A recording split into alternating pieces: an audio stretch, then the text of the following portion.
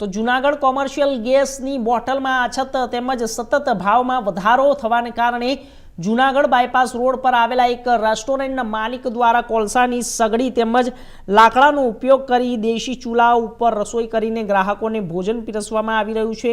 રેસ્ટોરન્ટના માલિક રણજીત બારડ દ્વારા જણાવવામાં આવ્યું હતું કે હાલમાં કોમર્શિયલ ગેસની બોટલમાં સતત ભાવ વધારો થઈ રહ્યો હોય નાની અમથી રેસ્ટોરન્ટમાં પણ નિયમો મિનિમમ 2 ગેસની બોટલની જરૂર પડતી હોય છે, જ્યારે અમારે દરરોજ 3 ગેસની બોટલ જરૂરિયાત હોય છે, જેને ખર્ચ 10 થી 12,000 રૂપિયા જેવો થતો હોય છે। ઉપરાંત અમારે ત્યાં કામ કરતા માણસોનો પગાર, તમામ પ્રકારનું વેટરેજ ગણીએ તો એમને ગેસની બોટલના ભાવ પરવડે તેમ ન હોય, તો તેમજ હાલ સમયમાં લોકોમાં પણ પ્યોર કાઠિયાવાડી દેશી પદ્ધતિથી બનતી રસોઈનો એકમાત્ર પ્રકાર ટ્રેન્ડ ચાલી રહ્યો હોય, તો ગ્રાહકોની માંગને પણ અમે ધ્યાનમાં રાખીને નવતર પ્રયોગો અજમાવી રહ્યા છે, જેમાં અમને ખૂબ જ સારો એવો લોકોનો પ્રતિસાદ મળી રહ્યો છે। તેની સાથે સાથે નાના વેપારીઓને ધ્યાનમાં રાખીને કોમર્શિયલ ગેસની બોટલોના ભાવમાં પણ સરકાર દ્વારા ઘટાડો કરવામાં આવે તેવી અમારી સરકાર પાસેની માંગણી છે।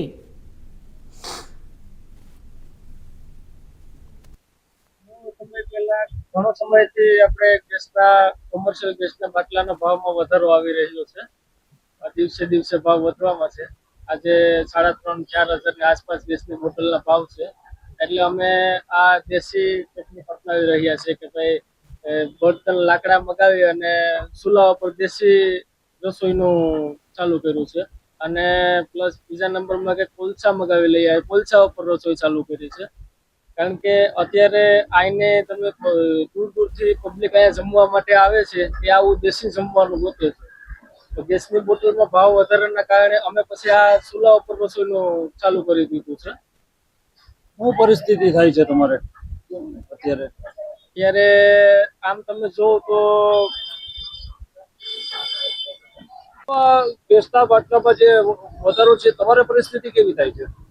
તો અત્યારે ગેસની બોટલમાં સતત ભાવ વધારાના કારણે અમારે માની લો કે ભાઈ 2-3 બોટલની આસપાસ અમારે જરૂર પડે છે, બરાબર, અને સાથે સાથે અમારે માણસોનો પગાર એ બધું પણ સાથે સાથે જોવું પડે છે, એટલે એ ભાવ અમને નથી પહોંચાતા। પ્લસ બીજા નંબરમાં કે પબ્લિક જે અહીંયા જમવા માટે આવે છે, તો એ લોકોને પણ અમે ડીશના ભાવ વધારીએ તો એ લોકોને પણ ન પહોંચાય, એટલા માટે થઈને અમે લાકડા અને કોલસાની વ્યવસ્થા કરીને દેશી ચૂલા ઉપર રસોઈ બનાવીએ છીએ। એટલે મારી સરકારને વિનંતી છે કે ભાઈ ગેસની બોટલમાં ભાવ ઘટાડો કરે અને નાના માણસોને અને નાના વર્ગને ફાયદો થાય। એટલે